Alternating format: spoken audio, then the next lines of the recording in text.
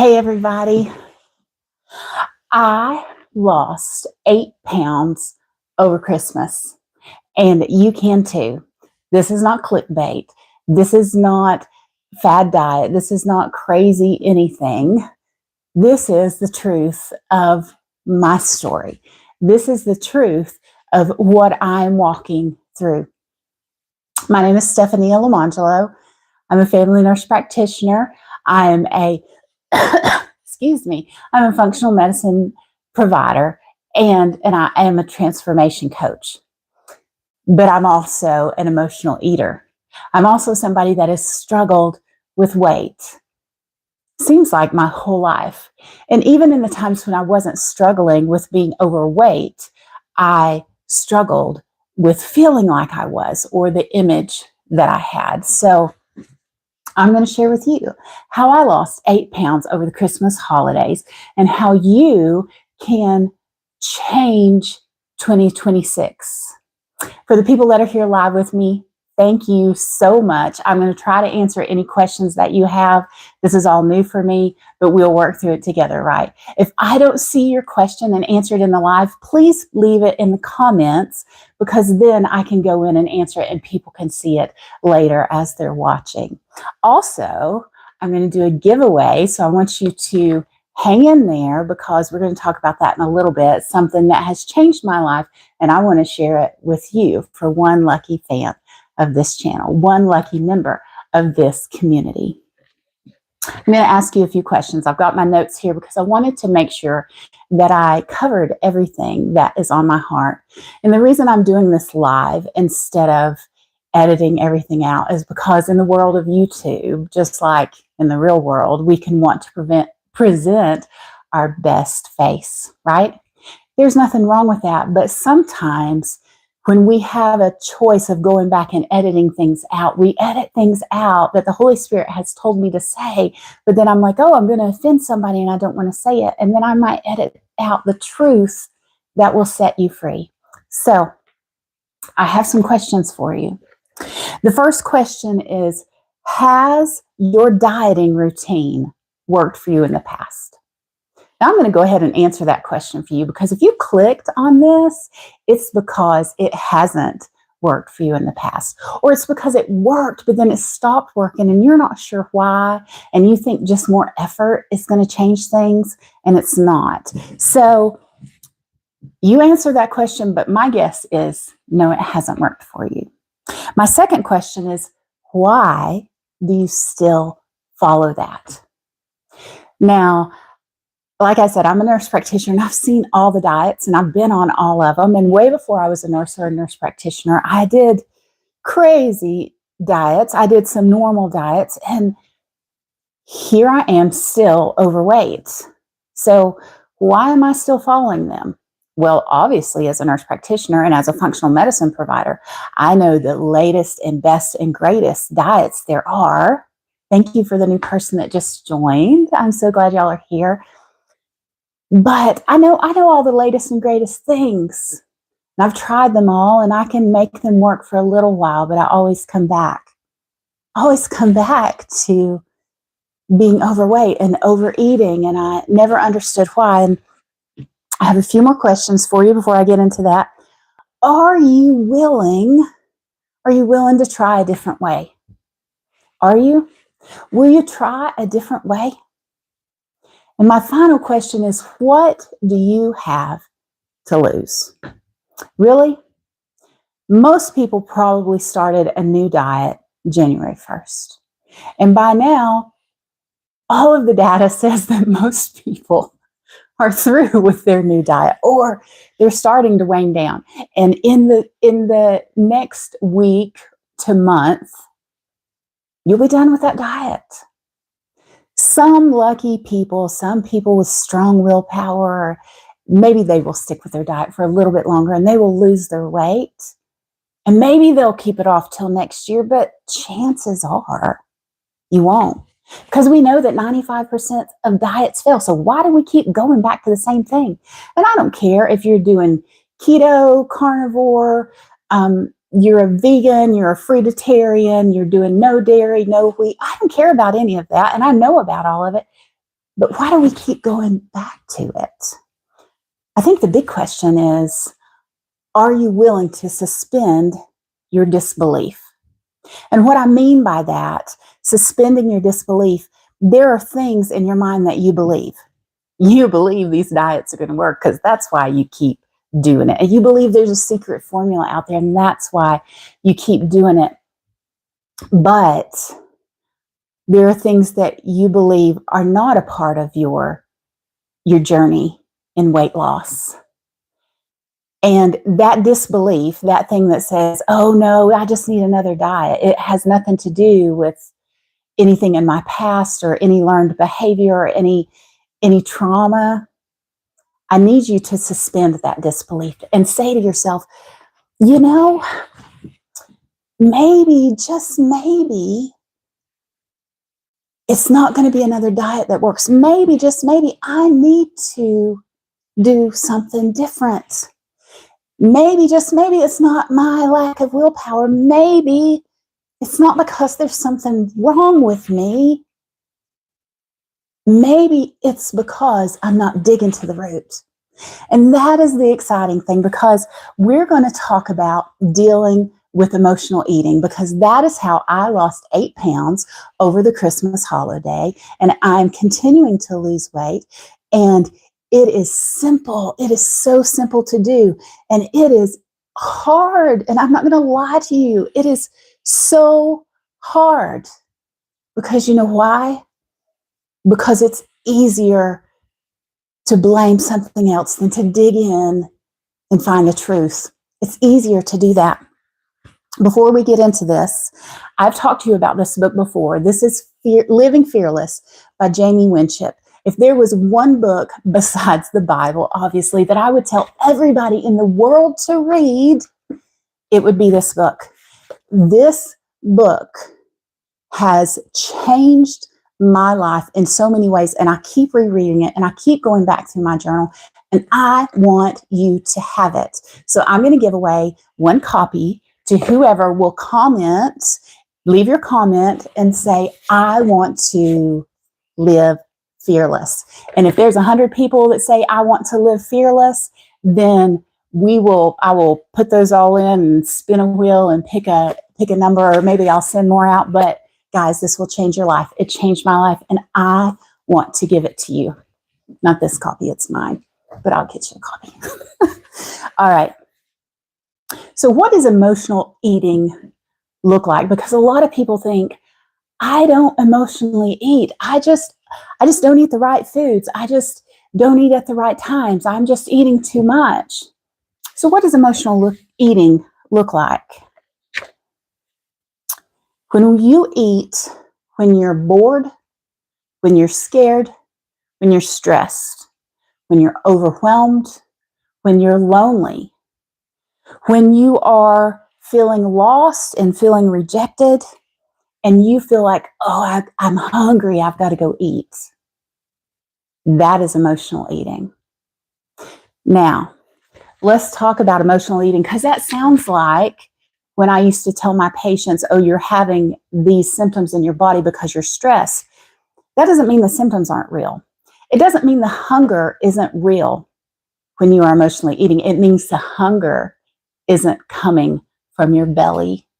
The hunger isn't coming from your body saying, I need more food to sustain myself. The hunger is coming from a need in your heart.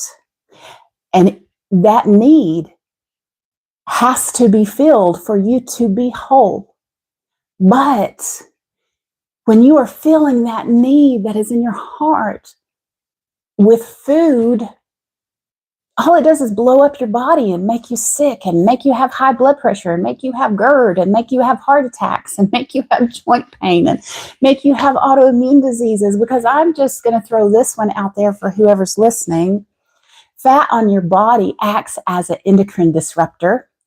It acts as its own organ, and it tries to sustain itself, and it puts out inflammation, and it will absolutely trigger autoimmune diseases. So for whoever's watching that's dealing with that, and I'm saying that as somebody that deals with autoimmune diseases, deal with your fat, but deal with the need that is really there. There's a true hunger. There's a true hunger and you're trying to feed it with the wrong thing. And that's why it's destroying you. So the next thing you need to know about emotional eating is that when you eat, it triggers dopamine in your body. Now, we've all heard about dopamine. That's why we scroll. This is a big phone, right? That's why we do this. That's why we scroll. That's why we do those things, because it releases dopamine. You know what else releases dopamine? Drugs. You know what else releases dopamine? Orgasms. You know what else releases dopamine? Climbing to the top of Mount Everest and accomplishing what you're supposed to do.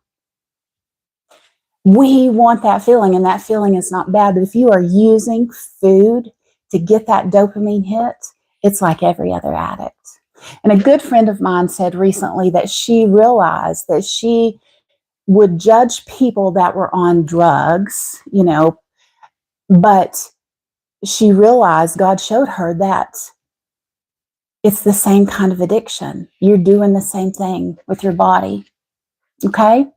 So you're feeling a need that is legitimate, but you're feeling it with the wrong thing. And you're eating to get that dopamine hit, just like all the other addictive things that we do.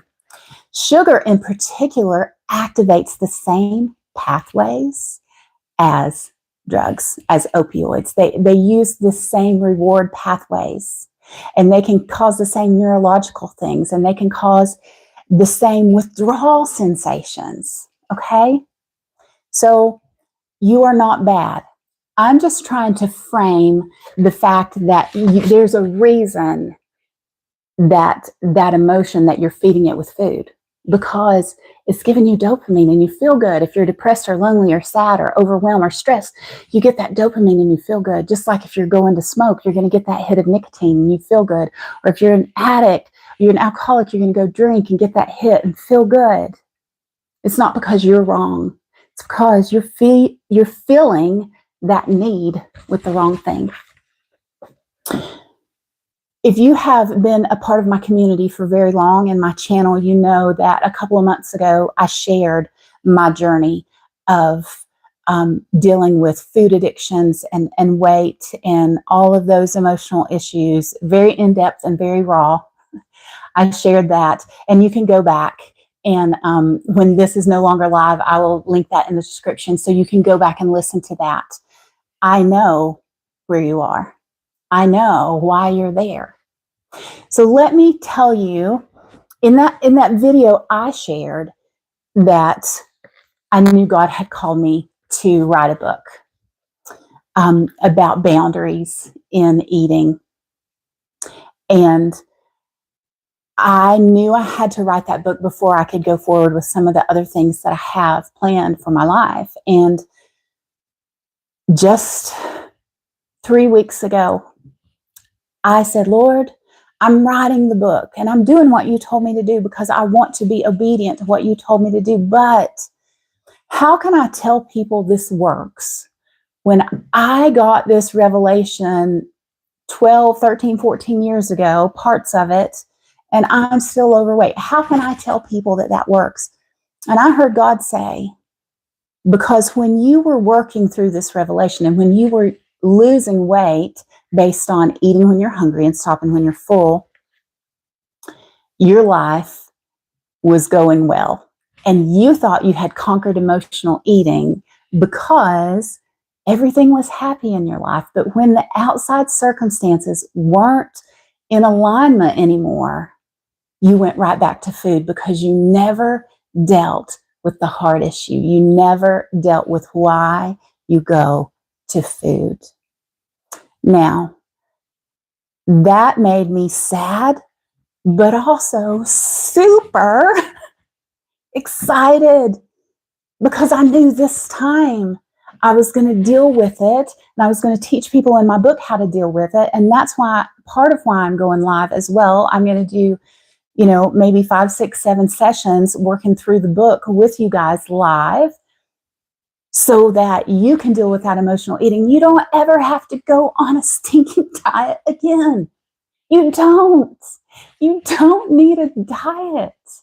And you don't need food to fill this. You need to learn whose you are and who you are, and let him fill those deepest places and find out who you were created to be, and it will stop that emotional eating. So there are signs of true hunger. I would say emotional eating goes under the head hunger thing. Head hunger says, I need to eat, but your body is not saying you really need food. And how do you know if you have head hunger? Well, you're here, number one. Number two, you know you have head hunger because you're overweight. Because let me tell you something about people that are not emotional eaters. I have a great friend that I like to harass all the time and tell her how much I hate her in a very Christian way because she is gorgeous and thin and disgusting. She's not. She's beautiful and healthy. And I've never understood how can she be the size she is, because I've seen her eat. And then I realized, oh, wait, she eats when she's hungry, stops when she's full, she moves her body, and she's healthy. She does not fill her emotional tank with food. You know these people.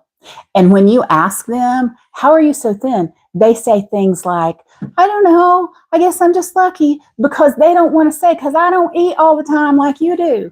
Because if they say that to you, you're going to slap them or want to, or, both. Because we don't want people telling us the truth. But I'm going to tell you something. I will be 51 in a few weeks.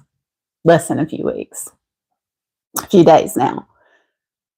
I am sick of sugarcoating things so that people will like me. And I'm sick of sugarcoating things that I know people need to hear so they won't get their feelings hurt. Why don't I want their feelings hurt? I say it's because I love them, and it's really because I want them to like me. I want to be your friend that's going to tell you the truth. And the truth is, you are feeling a legitimate need with the wrong thing. All right. Let's talk about what true hunger looks like. Stomach hunger. My body needs food. It's time to feed my body. And to set the record straight, you can have true stomach hunger and still be overweight. Now, you can also ignore that true stomach hunger until you lose all your weight. It's called fasting. Because every meal that you need between now and the next 30 days is on your face and your legs and your stomach and your butt and your hips and your thighs and all those places. It's all there. So if you want to do this quick, you can just fast. But here's the thing. Fasting is totally safe. You want to ask me questions about it, I can send you information about it, but you got to eat sometime. And when you fast and lose all this weight, and then you start eating and emotionally, you know where the weight's going to go? Right back on your body. Ask me how I know. Yeah, I've done it. I've done huge fasts and lost all the weight or a huge portion of the weight. And then I'm like, yes, I beat it. People tell you all the time, fast and it will break your addiction to sugar. Fast and it will break it will set right everything that you have with food. I believe in fasting. I believe God gave us fasting for you to heal your body. But let me tell you what fasting won't do. Fasting will not deal with your emotional triggers for food. You know why? Because the only way you deal with those emotional triggers is putting food in the right place. And fasting says, I'm refraining from food. And you can't refrain from food forever. If you're an alcoholic, you can refrain from alcohol forever. If if you're a drug addict, you can refrain from that forever. But the big trick about eating is that we have to. It's that we have to. So I don't know who that's for. I'm just throwing that out there. That was not in my notes. All right. Real stomach hunger. Burning, growling. Sometimes you get this almost like catch. So I'm getting hungry right now and I have like this sensation in my throat that's like this I don't know. It almost feels like somebody's got two little fingers right here. And I know that that's part of my hunger signals. Now, we're about to get down and dirty right now. Weakness is not a true hunger signal. It's not. People say all the time, you know how many times I've heard this? I have to eat because I get shaky and I feel weak and I feel like I'm going to faint and my blood sugar is going down. Have you checked your blood sugar when you feel that way? Now, if you're diabetic, you can check your blood sugar. Let me tell you something about blood sugars. If your blood sugar is at 300, which is way up in the diabetic range, and it drops to 200, you feel shaky and weak and I'm going to faint, but it does not mean that your blood sugar is so low that you need to eat. Because you know when you need to eat according to your blood sugar? When it's somewhere between like 60 and 80. What has happened is that your body has gotten so used to your blood sugar being ridiculously, dangerously high that when you get that swing, you're like, I'm dying, I'm going to eat. And you pump your blood sugar back up. Check your blood sugar. Stop using that as an excuse. And if it's 60 to 80, fine, eat something. But if it's not, you wait and you tell your body, shut up. Tell your body, shut up. So, weakness is not a true. Can you tell that I'm passionate about this? I've told people, my career has been a lot of diabetics. Before I was a nurse practitioner, I worked in wound care.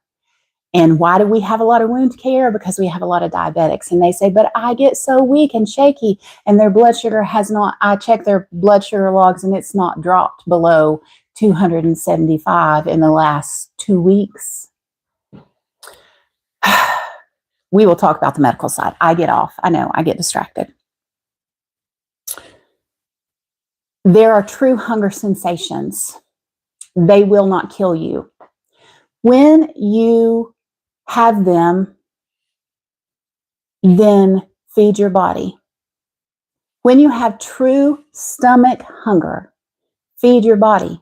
And what did I feed my body over all of these days through the holidays?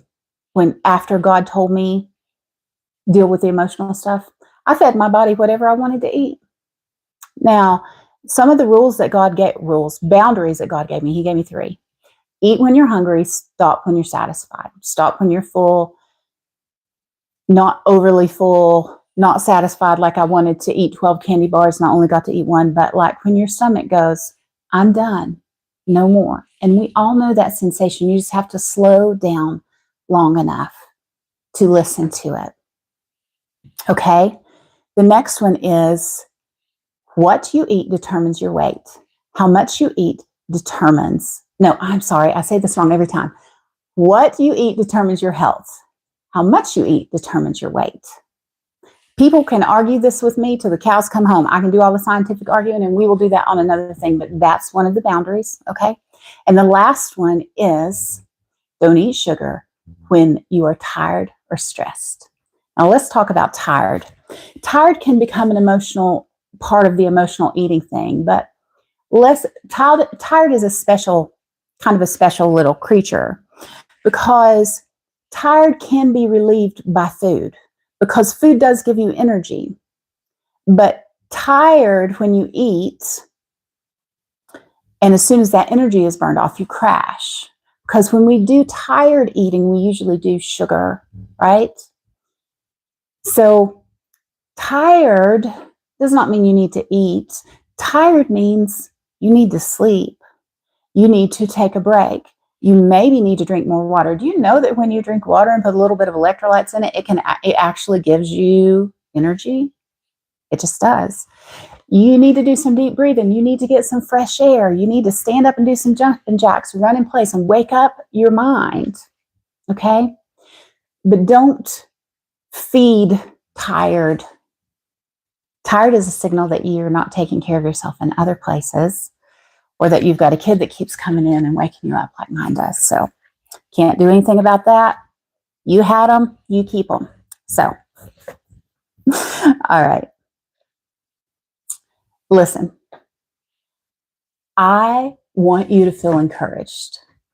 I'm going to tell you some quick stories about some things that I have dealt with in the last few weeks as I was really digging into the emotional eating.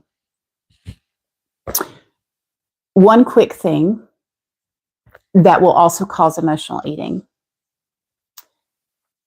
food disparities, not having enough food when you're young, or feeling like you didn't have access to food will make you overeat later because it's a fear. Okay. So that's a form of emotional eating, and it's very real for people that did not have food when they were younger. So we can talk all about this. And if you have things that you want to talk about in these next few lives that we're doing, you have questions, medical or emotional questions, those kind of things, just drop them in the comments and I will deal with those in the next live. Okay. So, learning to wait for hunger is very hard when you're tired. Tired is one of my triggers. I joke with my husband that I would have more babies, and he says to me, "Why would you have more babies? You've not slept since you got pregnant with the first one," which kind of seems true. So tired is one of my triggers. Yesterday I was tired, and I'm trying to learn how to lay down when I'm tired, how to rest. So I got up, I took a nap, I laid down like I'm supposed to, right? I took a nap, I got up, I knew it was time to go down and fix dinner, and I already had it prepped. But when I went down, I do this tired, foggy brain eating when I wake up from a nap. And I want to blame it on blood sugar, but truly it's not a blood sugar thing. It's that I'm just so tired that my body wanted to stay asleep. And I had to wake up. And I went down, and my son had just popped popcorn. And I ate like 2 handfuls of popcorn. And then I think I ate 2 slices of dried mango. And then I was like, what did I just do? Because the truth was, I was a little bit hungry before I went to sleep, but I wasn't eating because I was hungry. I was eating because I was tired. And my brain was like, I need energy. I got to do this stuff. So I fixed chicken fried rice last night. I fixed it because I've been craving it. We all sat down to eat. I got out a dish while I was in the kitchen, like a little saucer, and I started to put it in the plate. And I heard Holy Spirit say, "Are you hungry?" And I was like, well, let me see. Let me think about, how's my stomach feeling? And I just heard it again. "Are you hungry?"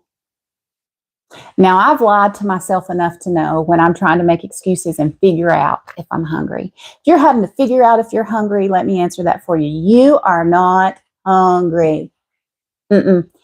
Real stomach hunger is there. It's there or it's not. And if you can't feel it, you're not hungry. All right. So I said, "No, Lord." And I put the plate up and I sat down, and my husband said to me, "You're not eating?" And I said, "No, I'm not hungry." And I wanted to stick my face, just if this was the pan, I wanted to be like this in that pan of chicken fried rice. But I didn't. And I said, and this has been the key for me, I said, "God, show me why I want to eat even though I'm not hungry. And I thank you for the portion that you have given me." And sometimes that portion is, sometimes the portion that God has set aside for you is nothing. And in another live, we will talk about gratefulness, because that has been the key for me. It has been the key for me. And I got it from studying the Israelite children when they were going through the wilderness. So learning to say, I will be grateful for my portion, and God, show me why I want to eat right now when I'm not hungry. It is not easy. It's not. And if you are here looking for an easy fix, or you've watched all this time, and some of you have. I see you, and I'm so eternally grateful for that. If you've been watching all this time waiting for me to give the big thing that just is going to take care of the weight, the pill that you take, the injection that you take, the diet that you do, the foods that you can't eat, the foods that you should always eat, the supplements you should take, how much water, you're never going to hear that from me. You're never going to hear it from me. And that's ironic, isn't it? Since I'm a nurse practitioner, a functional medicine provider, I should be telling you all the right things, all the wrong things. But I am telling you, whatever you pick will work when you deal with the heart. So I'm going to go back to those first questions. How has that diet worked for you in the past? Or that exercise program? Or that pill? Or that supplement? Because if you stop taking it and the weight piles back on, that means it's not working for you. You're not dealing with the root. Why do you still follow those patterns? Why do you still believe it? Why are you still looking for that thing? I'm going to tell you why. Because in your heart of hearts, you know that you are made for more than what you are stuck in right now. That is the heart of God in you. The problem is we're trying to manifest the heart of God in our lives by listening to man and ignoring what God put in us to teach us to do this. Are you willing to try a different way? Are you willing to suspend your disbelief and just try it? You may be sitting out there going, there is no way, I'm not an emotional eater. Prove me wrong. Deal with it. Do the steps. Do the heart work. Tell God you will take the portion he gives you. Tell God to expose the roots and prove me wrong. Because maybe you're some freak of nature that just gains weight by looking at food. Because that's what we say. I can just gain weight by looking at food. No, you can't. If all you ever did was look at it, you wouldn't be fat. I wouldn't be fat. If you are offended by me saying fat instead of overweight, then go somewhere else, because I'm going to say it, because we are fat because people have lied to us for way too long. Do you know that one of the times in my life that I got down to the healthiest weight that I should be at, people were telling me, you look sick, you look skinny. Do you know how much I weighed? Do you know how much I weighed? I weighed 167 pounds, and people were saying, you've lost too much weight. I'm like, dear God, have you lost your mind? But people were used to me being a certain size. So when I started losing weight, they were like, oh, this is wrong. This is wrong. You're a big bone girl, Steph. I have big bones. I do. If you do the whole Rappy test that tells you I have big bones, but you know what's wrapped around my big bones? Big layers of fat are wrapped around my big bones. I have wide shoulders. You know what's on top of my wide shoulders? Fat. I won't go to the other body parts, but you can imagine, okay? Stop lying to yourself, but also stop beating yourself up, because you know what you did? You know what you did? You took the best thing that you knew how. You took the best thing that you knew how to fill something that legitimately needs to be filled in your life. It's okay. Nobody told you that's not how you feel loneliness. Nobody told you that's not how you feel rejection. That's not how you feel stress. Nobody told you that. And addictions are what show up when we don't know how to deal with those things that are empty in our life. But there's a way to deal with them. And there's someone who loves you so much. He has loved you before you were ever in your mother's womb. And he will deal with those things. And if you will let him, and if you will go by his system of hunger and fullness, you will lose weight and you will be free. This is the hardest 3 weeks I've ever had in my life as far as eating. It's been hard because I'm digging down deep and I don't have all the answers of why I'm doing this. Why I emotionally eat. I think I have some of the answers, but not all of them. I'm going to tell you what. I'm going to be free. I'm going to live fearless. I'm living fearless. I'm not going to be afraid of what I've been trying to bury and stuff down. And I don't want you to be afraid of what you're trying to stuff down with food. You are more than a conqueror. You are more than able to do this. And you don't have to wait till tomorrow to start. Start now. If you want to hear more about this, go into my videos and I don't know the name of the video. Oh, shoot. I will put it in the link. Scroll through my videos. It's a picture of me sitting on a couch that's pinkish, corally, with a big picture behind me. That's my whole raw, nasty, ugly, hopeful testimony of how I'm walking free and how you can walk free. I don't have all the answers. If you want the medical answers, I have them all because I have all this stuff. I can tell you why you should do keto and why you should do carnivore, why you shouldn't do keto, why you shouldn't do carnivore, why you should take supplements, why you shouldn't take supplements, why you should do special water, why you shouldn't do special water. But wouldn't you just like to be free? Wouldn't you just like to be free?